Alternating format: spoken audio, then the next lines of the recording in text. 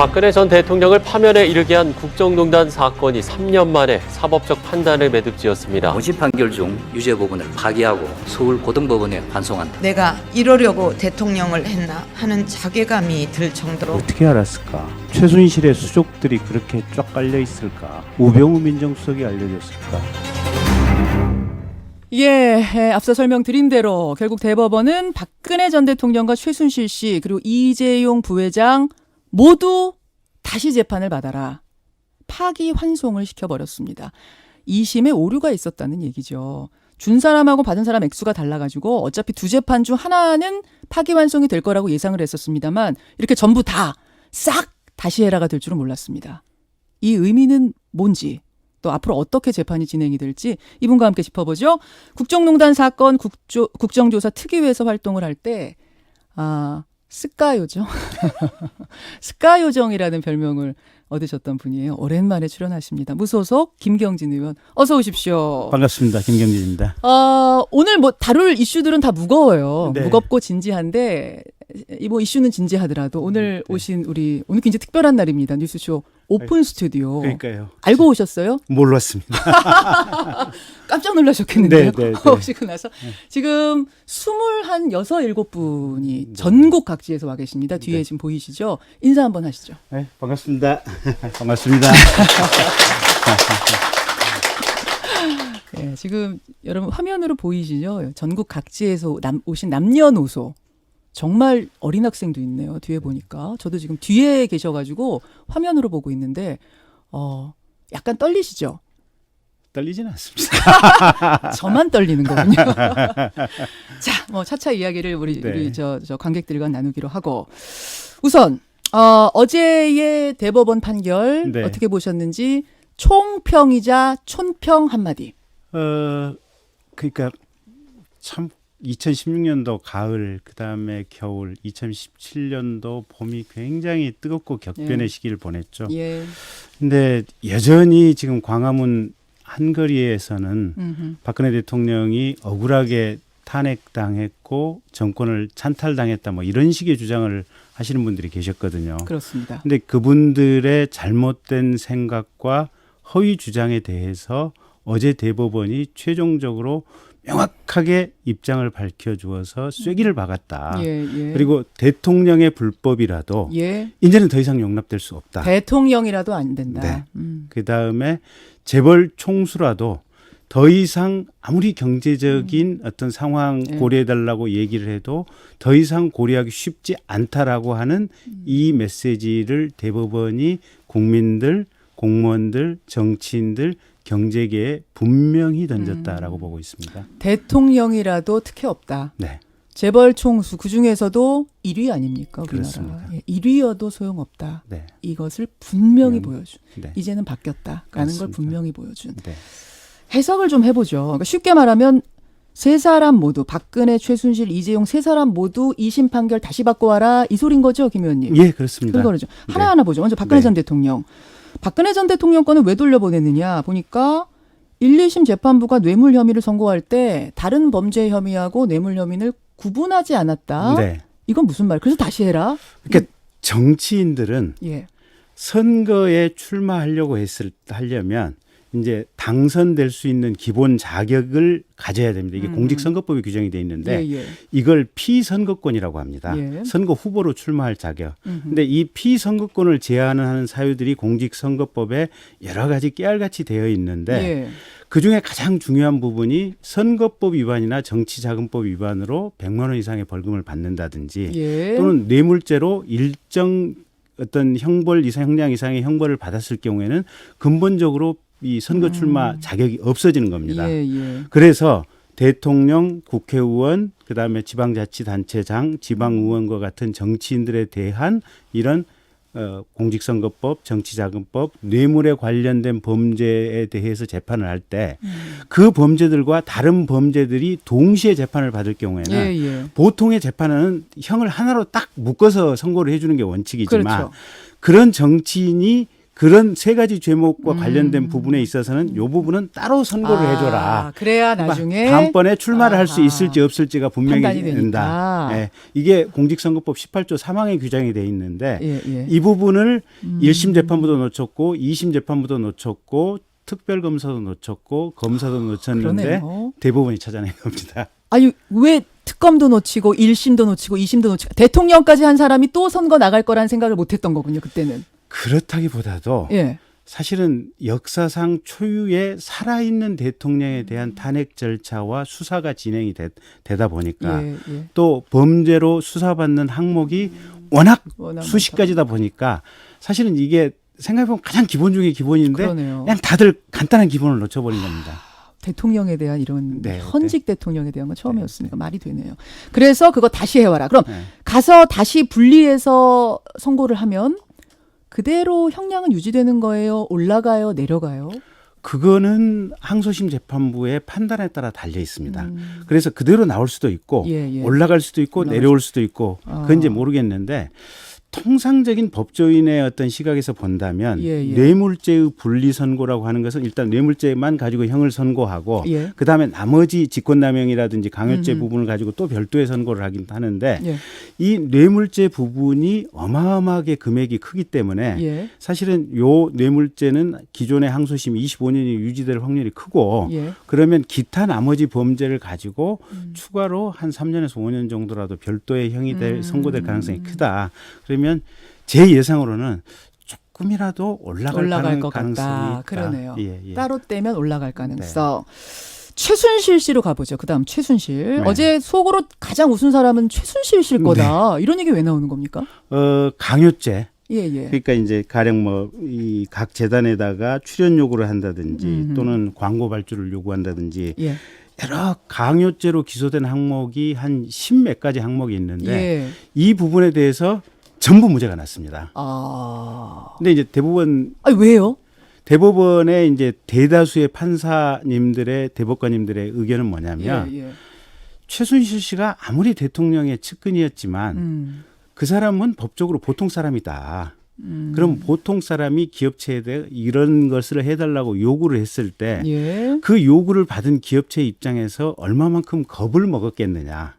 아. 그러니까 강요라고 하는 것은 이거 아니 근데 해달라고 최순실 대통령이라고 부를 정도로 네. 힘이 셌는데도 네, 네. 아. 그래서 소수 의견을 내신 세 분의 대법관님들은 예. 이제 방금 김현정 앵커께서 말한 그런 어떤 그냥 취지를 일반인은 해서 아니잖아요. 생각을 해서 이 경우에도 강요죄가 된다고 봐야 된다라는 의견을 내신 분이 세 분인데 그건 세 분을 소수입니다. 제외한 나머지 아하. 대법관님들은 아니 기업체에서 최순실 씨가 요구한다고 무슨 겁을 먹었겠느냐. 그다음에 두 번째는 실은 기업체에서도 그 요구를 받아줬을 때 은근슬쩍 뭔가 좀 기대하는 부분이 있어서 이렇게 손익계산을 두드려 본 다음 계산기를 두드려 본 다음에 줬을 것이기 때문에 최순실의 요구만 가지고 겁을 먹었다고 보기는 어렵다. 그래서. 이렇게 판단해서 무죄를 한 겁니다. 그 부분이. 그렇게 되면 네, 지금 네. 징역 20년에 벌금 20억 원, 200억 원인데 네. 좀 줄어들까요? 파기환송심에서. 이것도 이제 평균적으로 보면 예. 파기환송심에서 이제 판단하기 나름인데 예, 예. 어쨌든 일부라도 무죄가 났기 때문에 예. 최소한 한 1, 2년이라도 줄어들 1, 2년이라도. 가능성은 충분히 있다고 보여집니다. 자, 그리고 뭐니 해도 어제 가장 주목을 받았던 사람은 이재용 부회장. 네. 왜냐하면 지금 집행유예 상태로 네. 석방돼 있지 않습니까? 네, 네. 만약 뇌물 액수가 더 올라가게 되면 다시 감옥으로 가야 되는 상황이기 때문에 네.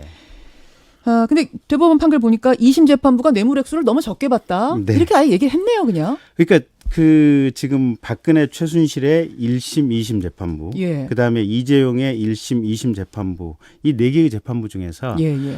가장 형을 낮게 주고 음흠. 또 피고인에게 유리하게 재판을 해준 재판부가 이재용 피고인에 대한 항소심 재판부예요. 2심 재판부였죠. 그래서 거기서 무죄를 난 부분 중에 말 구입비 34억 예. 원하고 영재 스포츠센터 지원비 16억 부분은 대법원에서 유죄다라는 취지로 어제 이제 파기를 했기 때문에 맞습니다. 그 부분은 결국은 항소심 내려가서 유죄 판결이 날 확률이 거의 99.99%고요. 99.99%입니까? 네.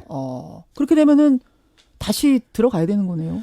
그게 이제 법적으로는 예. 반드시 들어간다라고 확신을 할 수는 없지만 뇌물액이 50억 넘어가면 실형 살아야 되는 거 아닙니까? 그런 건 아닙니다. 그러니까 아. 뇌물은 예. 뇌물을 받은 사람에 대해서는 1억 원을 넘어가면 반드시 실형을 살도록 예, 그렇죠. 돼 있는데 예. 뇌물을 준 사람에 대해서는 예.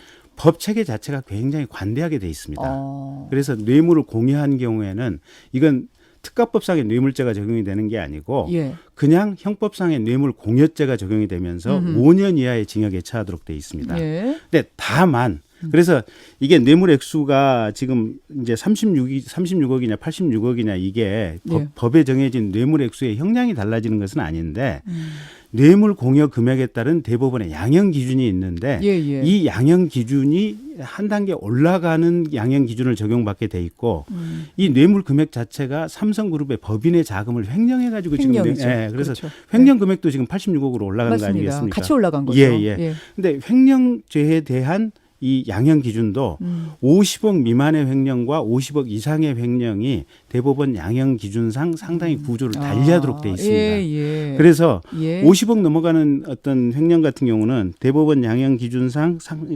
지금 4년에서 7년 정도의 형을 지금 기본으로 한다라고 돼 있거든요. 그래서 지금 1심에서는 징역 5년 실형 나왔다가 2심에서는 2년 6월에 집행유예 4년 나왔는데 지금 이 대법원 양형 기준만을 가지고 이재용 회장에 대해서 항소심에서 재판을 한다면 실형 나올 가능성이 매우 커졌다. 거기는 몇 %예요? 거기는 통상적으로 본다면 한 70% 이상 실형. 70% 이상은. 근데 다만 예. 다만 참 그래도 어제 보면서 이게 이 권력보다는 돈이 참 더 힘이 있다고 하는 게 예. 그러니까 박근혜 대통령 같은 경우는 파기 환송을 할 수밖에 없습니다. 그러니까 아까 항소심에서 설명하셨던 그 그런 이유로. 부분 예. 또 공소장 변경을 이제 검찰에 신청했는데 예. 그 부분에 대해서 항소심에서 판단 안 한 부분도 있기 때문에 예. 이제 이 사실심을 관장하는 항소심으로 파기 환송을 할 수밖에 없는데 이재용 씨 같은 경우는 사실은 대법원에서 파기하고 스스로 자판을 할 수도 있거든요. 직접 모든 부분이 거의 이제 명확하게 이제 가르마가 쳐져 있기 때문에. 그렇죠. 근데 이게 고등법원으로 다시 돌려준다고 하는 것은 시간을 벌어주는 의미도 있기 때문에 통상의 법리론과 양형 기준만을 가지고 보면 실형 선고되고 구속될 확률이 7할이 넘어간다고 보여지지만 어쨌든 이재용 피고인에 대해서는 대법원이 시간을 조금 벌어주는 의미가 그래도 있다. 조금은 봐준 거다라고 네, 보시는 그렇게 거군요. 보겠습니다. 그렇게 보시는 거군요. 네. 일각에서는 일본하고의 경제 상황, 경제 전쟁하고 있고 네. 우리나라 이 경제가 이렇게 어려운데 재벌 총수한테 그렇게 해서야 되겠느냐라는 얘기도 나와요. 더러는 네. 어떻게 보세요? 글쎄 참 그런 부분들이 현실 세계에 있어서는 굉장히 어려운 문제들이죠. 어려운 문제들이고 어차피 지금 항소심 판결이 지금 파기 환송이 됐으니까 지금부터 최소한 한 6개월은 지나야 아마 선고가 될 것 같거든요. 예. 그러면 6개월 이후의 시점을 가지고 봐서 그때 순간에 어떤 여러 가지 경제적인 상황이라든지 이런 상황을 검토하지 않을까 싶습니다. 뭐 또렷하게 말씀은 안 하시네요. 그 부분은 고민이 저는, 되시나요? 네, 저도 뭐라고 말씀 못 드리겠습니다. 여러분의 의견은 보내주십시오. 네. 뭐 이런 일각의 의견에 대해서 어쨌든 대법원은 원칙대로 간다. 네, 원칙대로 간다. 어제 그것을 분명히 그 입장을 했습니다. 네. 또 한 가지. 네, 김경진 의원이 검사 출신이시죠? 그렇습니다. 예. 네. 무소속 김경진 의원. 네. 오늘 주제는 아닙니다만 네. 제가 한 가지만 좀 여쭙고 갈게요. 네, 저희가 잠시 후에 표창원 의원 나오면 이 주제로 뭐 얘기를 좀 하겠습니다만 네. 조국 법무부 장관 후보자에 대한 검찰 수사 네. 어떻게 보세요? 잘하고 있는 거라고 봅니다. 어. 그 문재인 정부, 문재인 대통령께서 예. 꿈꾸고 대통령 후보 시절에 말했던 내용이 지금 그대로 실현되고 있다. 그러니까 이게 항상 모든 검찰이나 경찰이나 국세청이나 감사원이나 이 사정기관들이 문제가 뭐냐면 예. 청와대 대통령의 인사권에 의해서 휘둘리다 보니까 예. 당시의 권력을 잡고 있는 당시의 인사권을 행사하고 있는 청와대나 살아있는 권력 또는 그 살아있는 권력이 신뢰하거나 좋아하거나 의존하고 있는 세력에 대해서는 그 어떠한 경우에도 정말 국민의 여론이 폭발하기 직전까지 가는 상황 또는 살아있는 권력인 청와대 대통령께서 사실 말씀은 안 하지만 눈 찡긋해서 윙크로 그냥 허용해 주기 전까지는 실은 수사의 칼날을 들이대지 못했던 것이 지금까지의 사정기관 어떤 부패와 왜곡의 역사였습니다. 예.